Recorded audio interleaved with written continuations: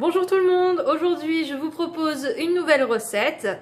Donc la recette du fondant au chocolat avec des framboises. Donc pour celles et ceux qui me connaissent, naturellement je vais rajouter un bouchon de rhum pour donner un peu plus de saveur. Donc pour réaliser cette recette, il nous faut 200 g de chocolat que j'ai fait fondre avec un petit peu d'eau.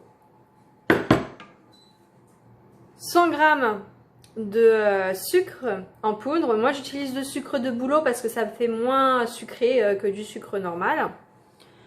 Ensuite 50 g de farine. J'ai rajouté un petit peu de beurre, donc à environ 20 g, et 3 œufs. Avec bien sûr des framboises et mon petit bouchon de rhum.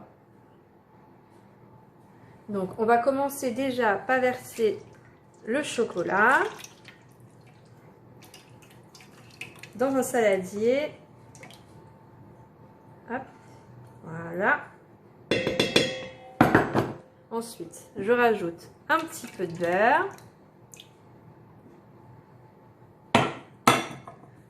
Ensuite,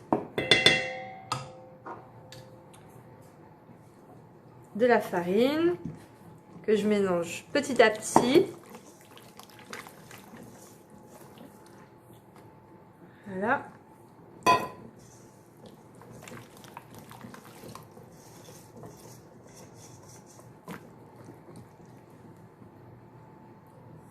Le sucre.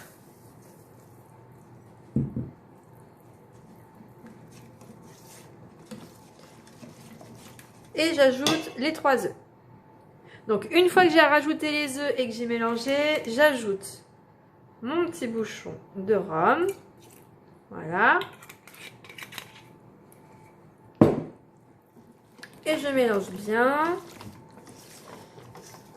Surtout n'oubliez pas, au début, il faut préchauffer du coup le four à 180 degrés. Et ensuite, on va chercher du coup un moule à manquer. Donc moi j'en ai pris un rectangle. Après vous pouvez en prendre des ronds, enfin, comme vous voulez. Ou ça marche même avec d'autres moules sans forcément que ça soit des moules à manquer. Et je vais aller chercher mes framboises. Donc une fois le moule beurré, parce que moi je beurre toujours un petit peu le moule. Vous versez la préparation. Enfin, moi je rajoute toujours un petit peu au fond, un petit peu de framboise. Voilà.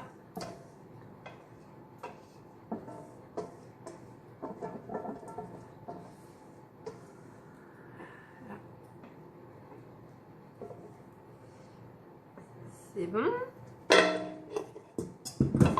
Hop.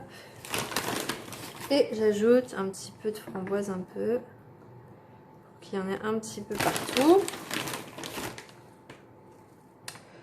Les framboises, comme c'est pas de saison, j'ai pris des framboises entières qu'il y a chez Picard. Parce que c'est frais un petit peu aussi.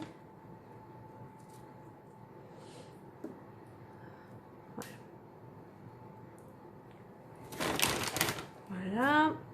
Et du coup, le fondant, là, il est prêt à les mettre au four. Donc on va mettre au four pendant 15 à 20 minutes. Donc je vous montre le petit résultat à la fin de la cuisson. Donc voilà, le fondant au chocolat est cuit. Donc on va le laisser un petit peu refroidir et juste une fois que ça sera bien refroidi, vous pourrez déguster ce petit fondant.